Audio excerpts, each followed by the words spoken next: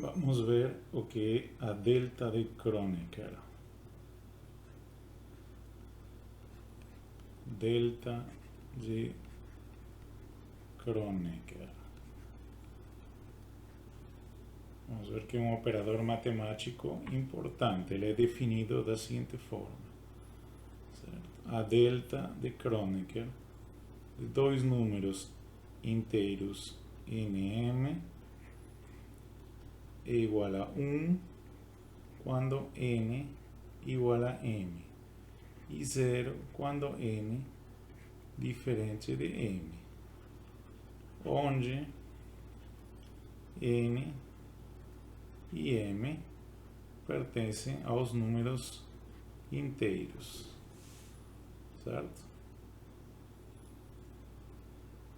Então, vamos utilizar esse operador matemático da seguinte forma. Vamos supor que temos uma série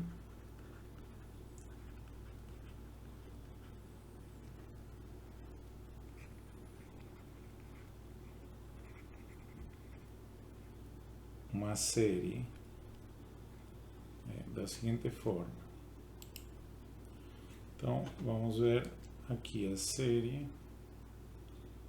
Supor que temos aqui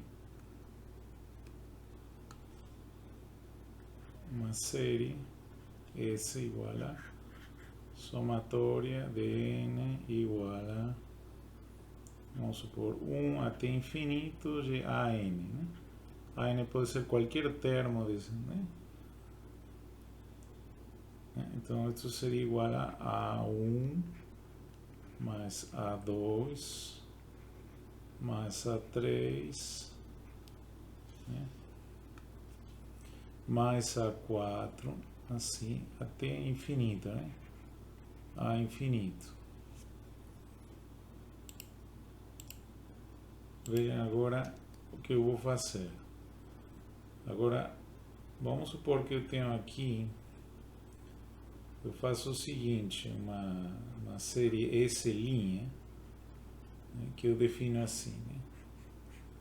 Somatória em n igual a 1 até infinito, vamos supor, de an por delta de nk, né? Onde é obviamente que k pertence aos inteiros, né? Então vocês sabem, né? Delta de nk é igual a 1 se n é igual a k e 0 se n é diferente de k. Então, esse somatório vai ser assim, né? Vai ser igual a A1 delta de 1k mais A2 delta de 2k mais A3 delta de 3k e assim por diante. Por aí vamos encontrar se k é, vamos supor que se k é maior ou igual que 1, menor que infinito, né? Mas é um número inteiro, né? Então, por aqui você vai encontrar A de k delta de k de k e A de k mais 1 delta de k mais 1 k e assim por diante. Então, o que vai acontecer? Todos isso aqui vai ser 0, vai ser 0, vai ser 0 por essa relação, né? Então, só aqui vai ser 1 quando k é igual a k. Estou colocando aqui uma vírgula, né? Vou colocar aqui uma vírgula melhor, que fique claro.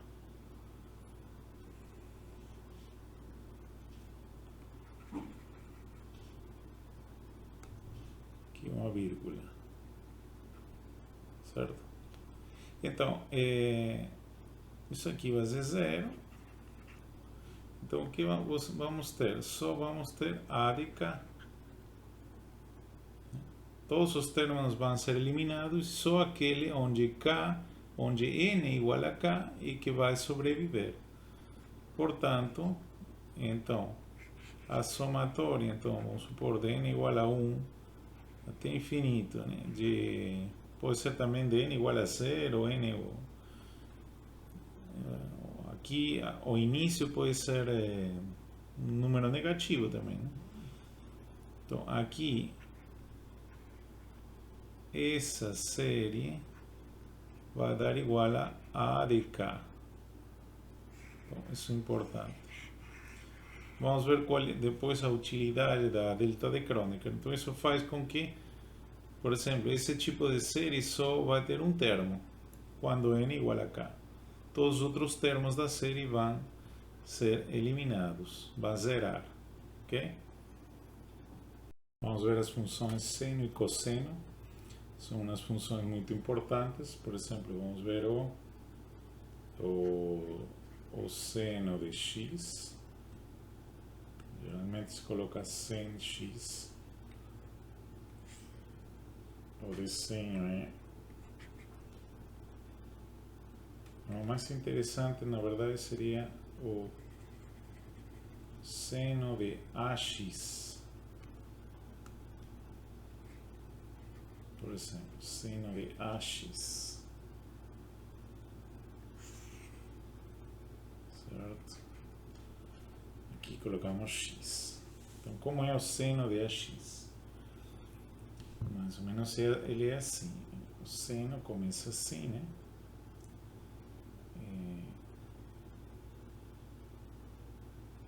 Começa assim, de zero.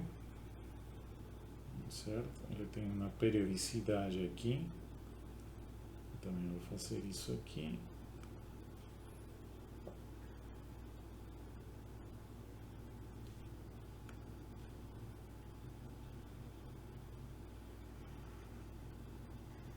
Bom, mais ou menos. Mas qual é a ideia aqui? Que, lembrem, o seno é 1. Aqui vamos colocar o zero, né? Zero, certo? Aqui ele é 1 quando AX é igual a π sobre 2. Então aqui seria π sobre 2A. E isso aqui vale 1. Certo?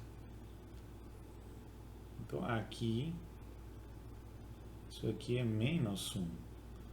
Então, onde que é menos 1? Aqui seria menos π sobre 2A. Aqui, quando volta a ser zero? Quando seja π sobre A. Aqui seria menos π sobre A. Vejam que a função seno é antissimétrica, né? Mas ela é periódica, né? Aqui ela vai ser menos 1, né? Para 3π dividido por 2A. Assim e aqui, por exemplo, vai ser quando volta a ser igual a zero, quando vai ser 2π dividido por A, certo?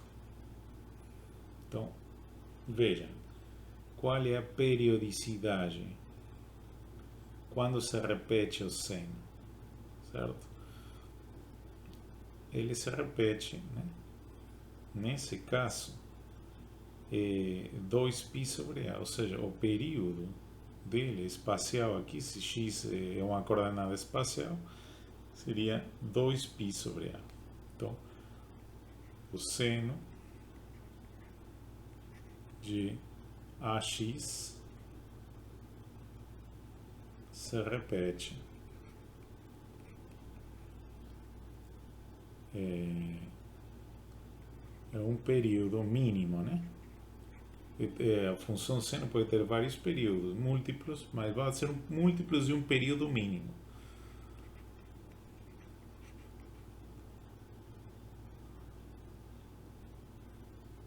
Se repite um período de 2π dividido por A.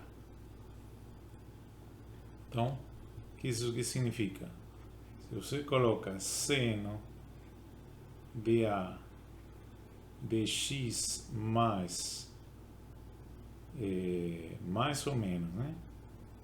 2π mais ou menos 2π sobre A, isso vai dar seno de AX. Vamos mostrar isso aqui.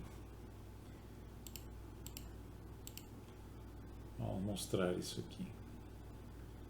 Vou colocar seno, vou colocar assim, dA por x mais ou menos 2π dividido por A vai ser igual a seno, multiplicamos aqui AX, mais ou menos, isso por isso aqui vai dar 2π, certo?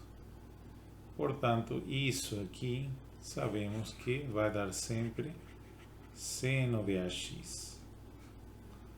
Então, o período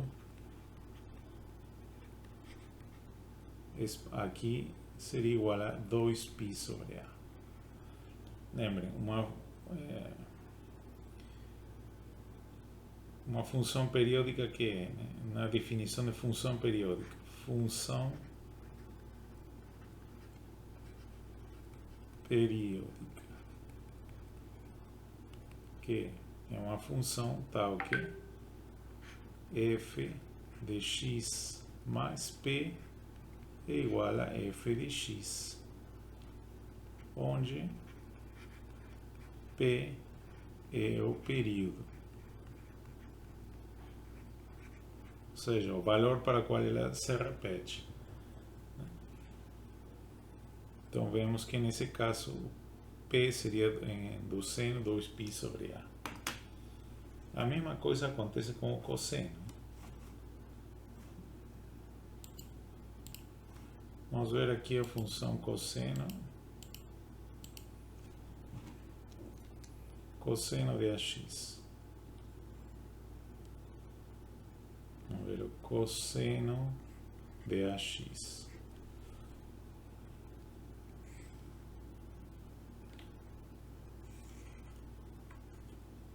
Aqui x, né? Que é o cosseno de AX. E ele começa assim, né? Termina aqui. Faz de novo tudo isso aqui.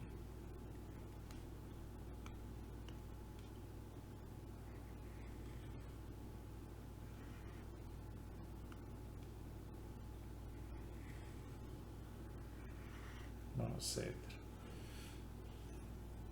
Vamos tentar melhorar essa figura aqui.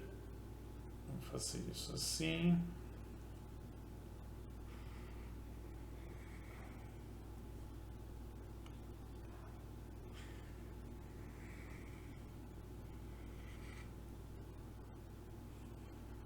Bom, depois vamos fazer ele em Python.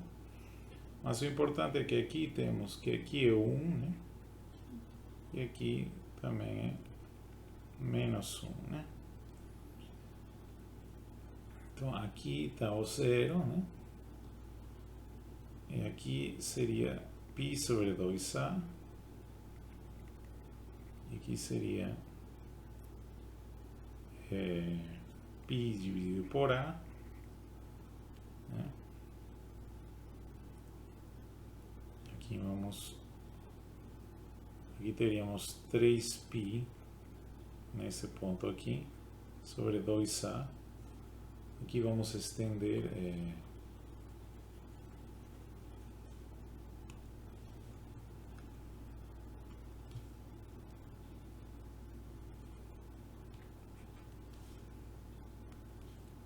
então, ela volta a ser igual a 1, né? Por aqui.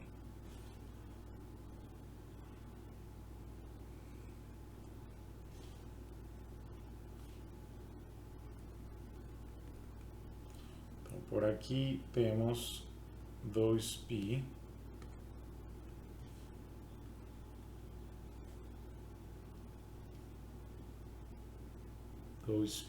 dividido por A.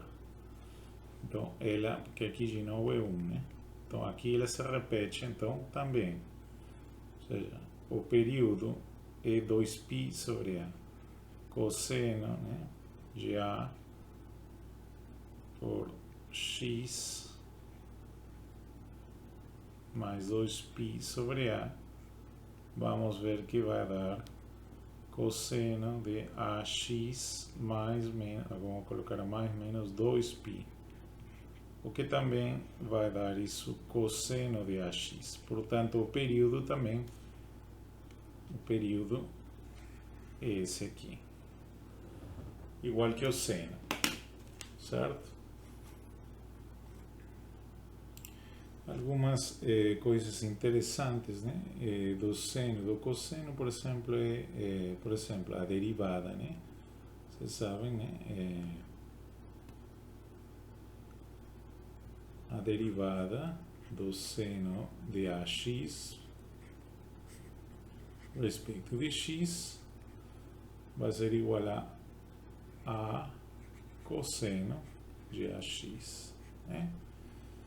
A derivada de cosseno de AX respeito de x vai ser a seno de A menos, né, seno de AX. Então,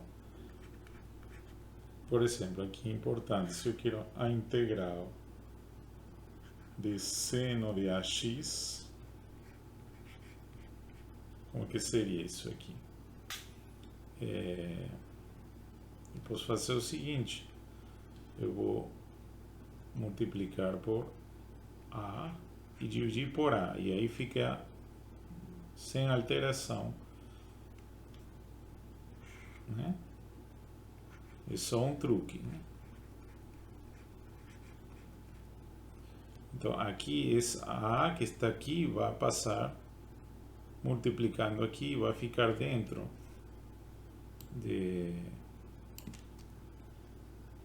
da integral, né?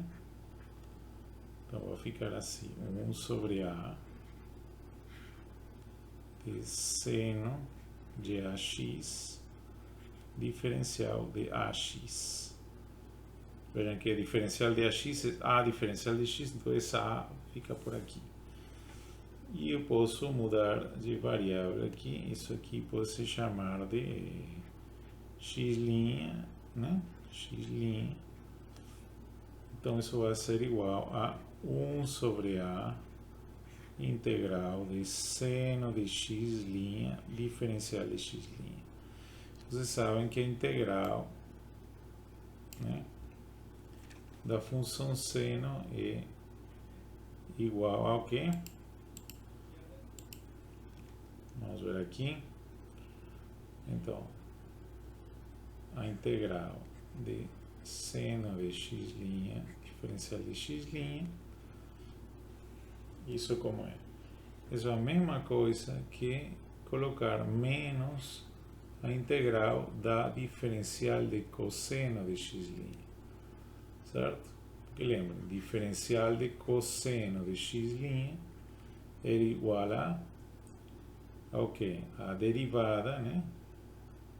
Igual a derivada de cosseno de x' respeito de x', diferencial de x'. Essa derivada é menos seno de x', certo? Então, isso aqui é menos seno de x' diferencial de x'. Portanto, isso aqui vai dar, né,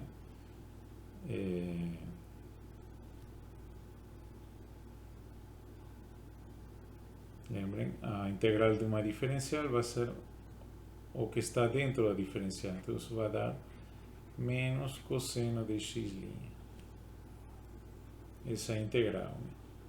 Por conseguinte, então, portanto, temos que a integral de seno de AX diferencial de x vai ser igual a 1 sobre a, né, a integral disso aqui, que é igual a menos cosseno de x, então vai dar menos 1 sobre a cosseno de x', que é igual a ax, certo? Vamos ver agora o cosseno, né? Integral, por exemplo, se eu quero agora calcular a integral de cosseno de ax, diferencial de x, eu vou fazer a mesma coisa, né? Vou multiplicar por a, dividir por a, certo? Cosseno de ax, diferencial de x, isso aqui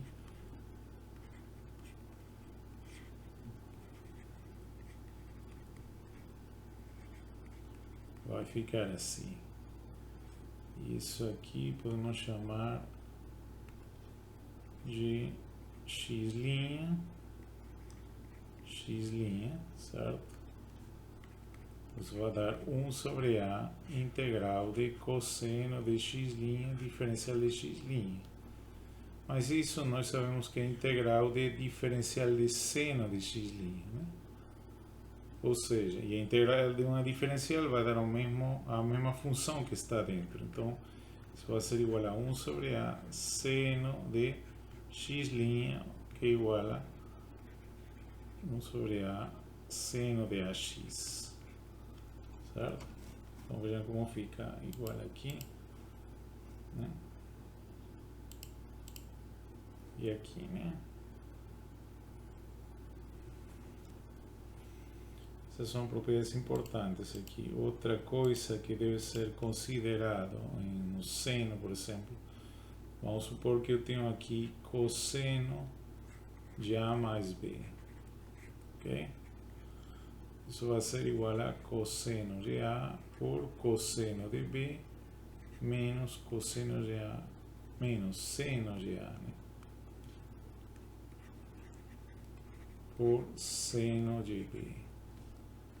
E cosseno de A menos B vai ser cosseno de A por cosseno de B mais seno de A por seno de B. Eu vou fazer a diferença entre esses valores, né? Vou subtrair aqui, que vai dar isso, aqui subtraindo, vai dar 2 vezes seno de A seno de B, certo? Então, seno de A por seno de B pode ser expressado como 1/2 de cosseno de A menos B menos cosseno de A mais B. Da mesma forma, se eu somar isso aqui, vai dar que cosseno de A por cosseno de B, e só somando aqui isso, vai ser igual a 1/2. Somando essas duas equações vai dar isso, né? Cosseno de A menos B mais cosseno de A mais B. São identidades importantes para o que vamos utilizar aqui. Ok? Então, vamos ver agora o que são as séries de Fourier. Agora, antes de passar às séries de Fourier, vamos desenhar o seno e o cosseno, né, em Python. Então, para isso eu vou importar, NumPy as NP, a libreria NumPy, né? Então, agora vou definir um vetor x, né, para que seja uma partição regular de um intervalo, né, em radianos, né. Vou colocar aqui. Então vamos definir uma partição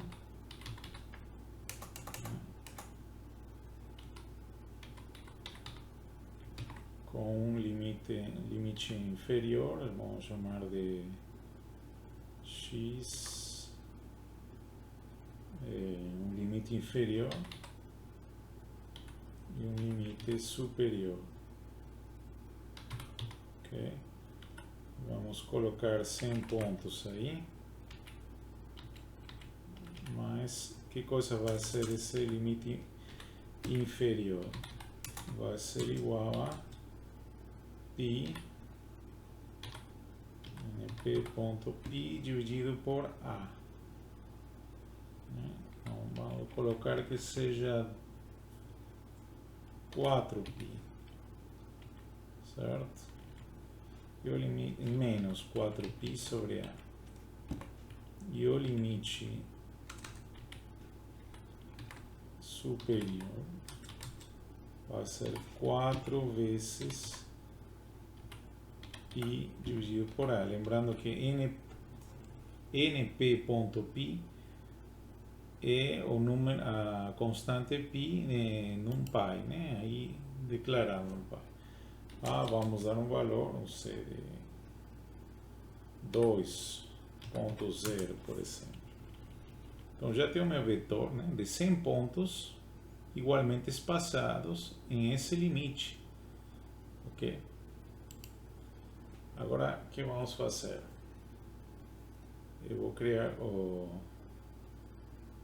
outro vetor, né? Vamos chamar de y, né? Vai ser np.seno,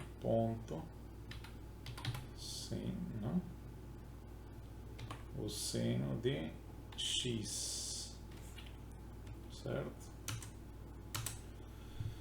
Então vamos desenhar ele, o seno, para esses pontos. Na verdade, o que eu quero fazer é o seguinte: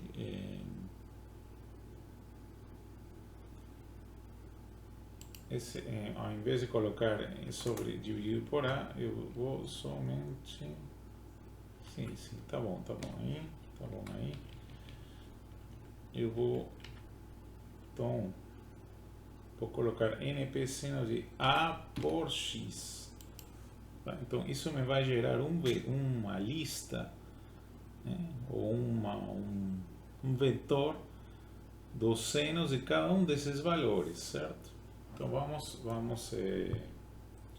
agora declarar a livraria para poder desenhar isso aí. Vamos colocar. Então aqui já declaramos a livraria, né? A livraria para plotar, né? Ou graficar isso aí. Vamos colocar aqui plt.plot x e y. Vamos colocar plt.show para mostrar aí. Vamos ver se vai rodar. Vamos ver.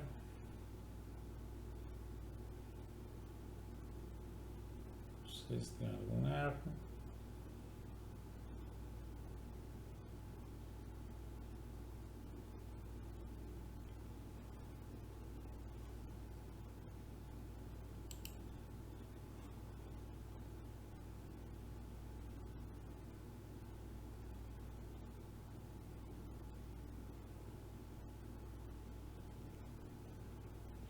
Então, vamos ver o que está acontecendo.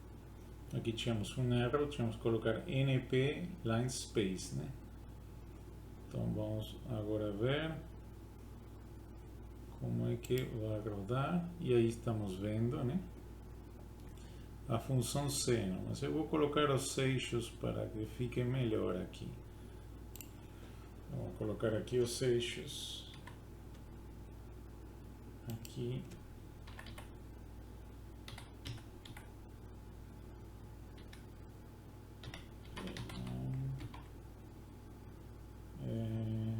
A linha seria a linha vertical, né? Então, em x igual a 0 e um color preto aqui.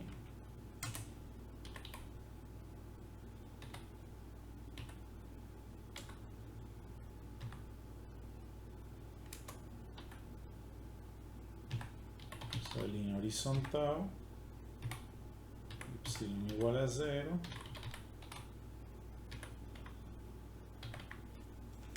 Então, vamos ver aqui. Isso. Já tenho minha função seno. Vejam que ela vai de 1 a menos 1, né? Onde que está onde que é 0? É 0 aqui. É 0 em π dividido por A. Né? Quanto é π dividido por A? Então, isso temos que ver, né? Vou colocar aqui. Vou na calculadora, né? Certo? Vamos ver, 3,14 dividido entre 2, que seria π sobre A, vai dar igual a 1,57. Então, mais ou menos, isso está por aqui, né? 1,57 por aqui. Não dá para aqui ver, mas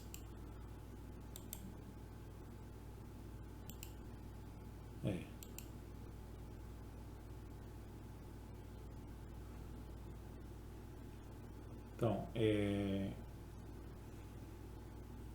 essa é a função, então, seno, né? Vejam que se eu coloco uma amplitude, né? Vou colocar um A que seja amplitude, vou colocar 10.0. Então, em vez de fazer a figura de seno, vou colocar o seno com uma amplitude de 10. Então, ele já não vai estar entre 1 e menos 1, o valor da função, né? Senão entre 10 e menos 10. Vejam aqui. Está vendo aqui? Entre 10 e menos 10. Então, isso se chama amplitude. Eu coloco uma amplitude aqui, né? Certo? Então, vejam, o que acontece se eu aumentar aqui o valor de A? Vou colocar para 6, por exemplo. E o que vai acontecer? Bom, isso não vai ser visto diretamente aqui, mas que eu vou ter que colocar para ver essa...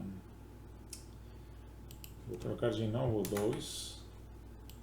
Para ver o que acontece quando eu aumento o valor de A, é melhor colocar um limite fixo aqui, no plot, né? Vou colocar isso aqui. Então, o que eu vou colocar é um limite fixo, né? Para x e y. plt.xlimit.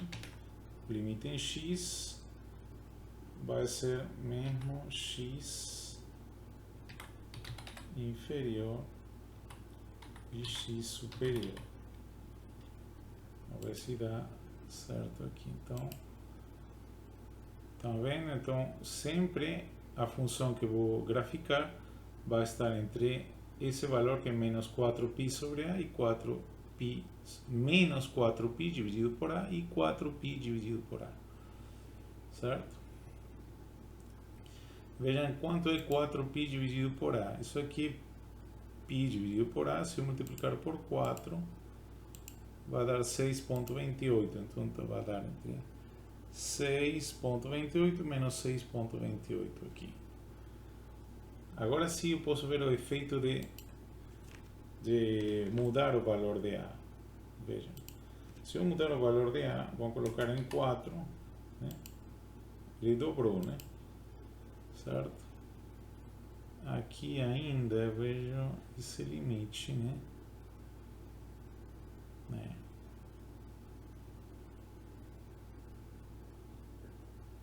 Certo.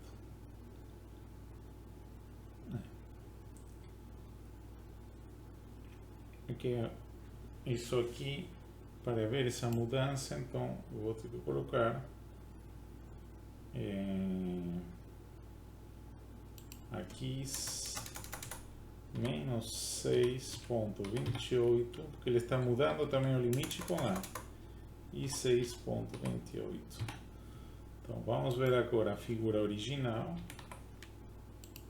com A igual a 2. E agora, se eu aumentar A igual a 4, aí vou ver isso, o efeito, né? Então o que acontece? Ele se comprime, né? Certo? Ele se comprime. Aqui vou colocar de novo aqui para 6.28, né? Menos 6.28 e 6.28. Só para que não fique vazio isso. Fique aqui. Ok. Agora sim, né? Estamos vendo o efeito. Eu vou colocar aqui mais pontos, uns 400 pontos. Agora ficou melhor. Então, tá vendo? Vamos colocar o A original, que era 2.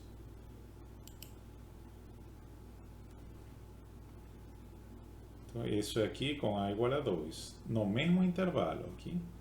Entre menos 6.28 e 6.28. Agora, com A igual a 4. O que acontece? Ele se comprime, né? É como se tivesse maior número de oscilações no mesmo espaço, né? Agora vou aumentar para 8. Isso. Agora vai ter no mesmo intervalo maior número de oscilações, certo? Então é como que a frequência, né, o número de oscilações por intervalo aumenta. Ok? Agora vou colocar de novo 2, né? Vejam que se eu colocar A igual a 1, né? Fica menor o número de oscilações do seno.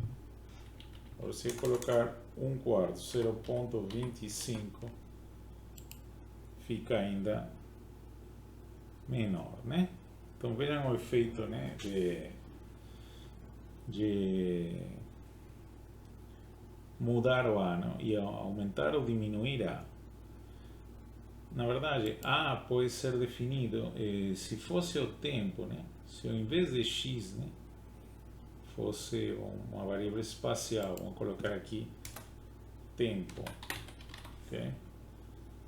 Tempo, e A seria, na verdade, a frequência angular. Ok? Vamos falar isso depois. Aqui, então, W, vamos colocar aqui W, é aqui tempo, certo? Isso aqui, então, seria tempo, né? Tempo.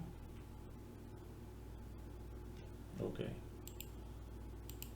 Certo? Então, que coisa seria se eu colocar tempo aqui, esse A que multiplica aqui, que agora é W, é a frequência, se chama frequência, né, angular. Vamos ver por que depois. Então, vou colocar de novo aqui 4, né? Não fez nada, por alguma razão aqui.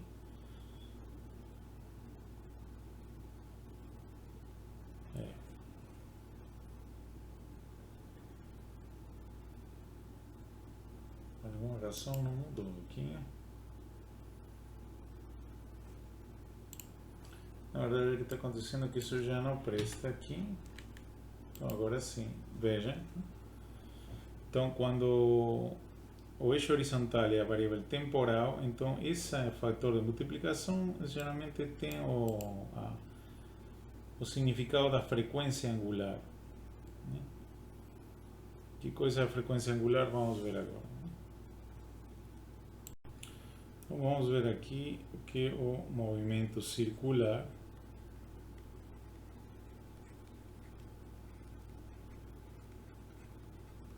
Uniforme.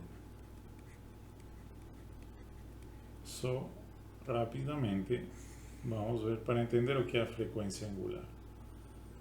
Então vamos supor que eu tenho aqui os eixos x e y, certo? Y e x. E tenho uma partícula que descreve um movimento circular aqui. Eu vou tentar fazer uma melhor aqui, assim. Bom, vamos supor que isso é um círculo. Então,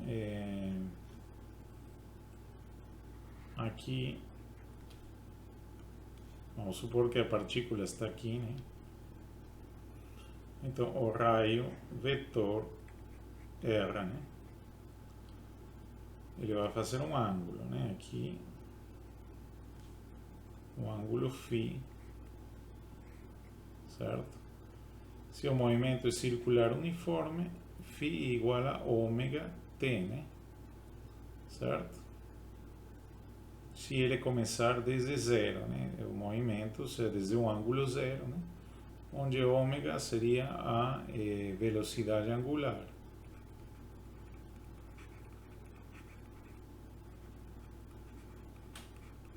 Certo? Constante. Por que constante? Porque estamos falando de movimento circular uniforme. Okay? Então isso aqui vai girar, né? Gira, gira. Vamos supor em sentido anti-horário, né? Okay? E o ângulo seria a velocidade angular vezes o tempo. Mas aqui tem uma coisa interessante que vamos ver aqui.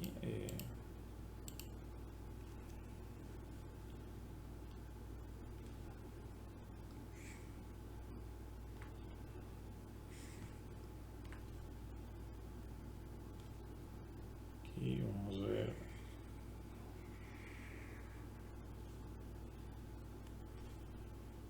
Então, quando eu projeto aqui, essa é a partícula que está se movimentando, certo?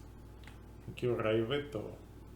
Vejam as projeções, aqui o ângulo φ, né?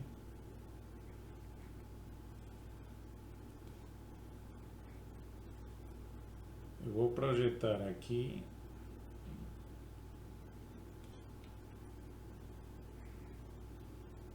Essa seria a projeção. Vejam, aqui é R.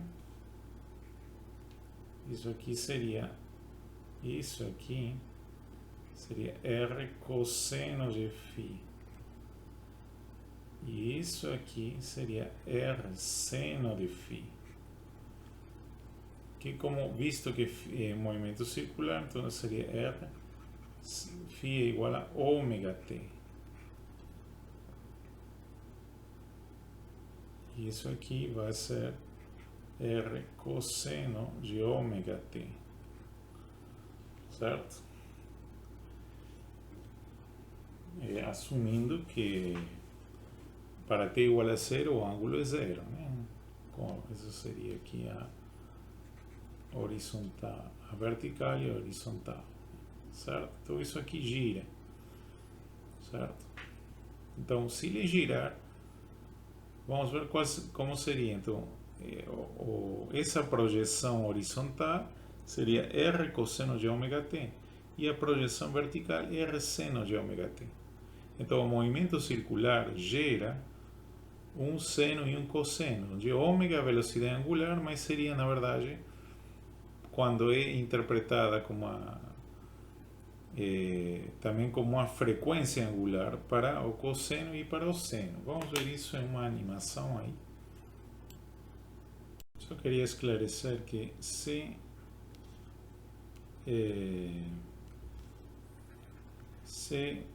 para t igual a zero, o ângulo inicial é φ0, então o ângulo para todo tempo em movimento circular uniforme, em movimento circular uniforme, teremos que isso seria igual a ômega t mais φ0, certo? Então, as projeções seriam R seno de ômega t, né?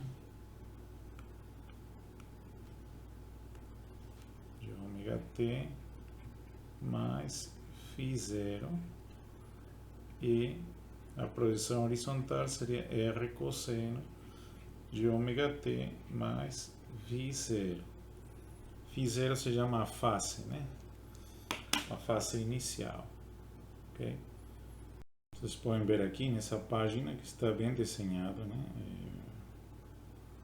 Bom, aqui é como se fosse um eixo imaginário, né? Mas é a mesma ideia, né? Ou seja, se isso aqui se movimentar, né? O movimento circular uniforme, as projeções começam a gerar a função seno e cosseno. Nesse caso, a fase inicial é zero, né? Φ zero seria zero. Então vejam que aqui verticalmente, se isso aqui se movimenta, faz um movimento circular com a velocidade angular ômega. Aqui vai se gerar o seno de ômega t e aqui o cosseno de ômega t, certo? Aqui nesse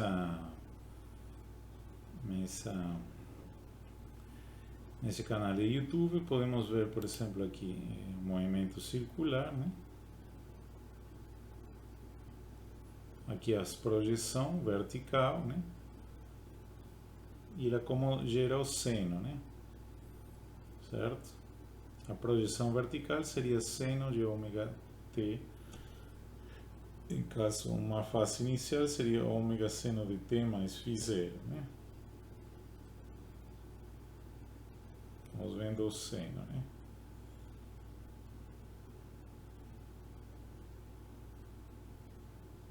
Ok, então que coisa vemos aqui?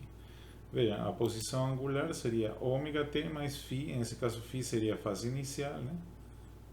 No exemplo que nós colocamos seria φ zero, né? Mas estamos vendo isso, né? Que aqui ômega seria o que chamamos de frequência angular, e isso seria para a função seno de ômega t mais φ, né? E para o movimento circular, ômega significaria a velocidade angular, né? Certo? Ok.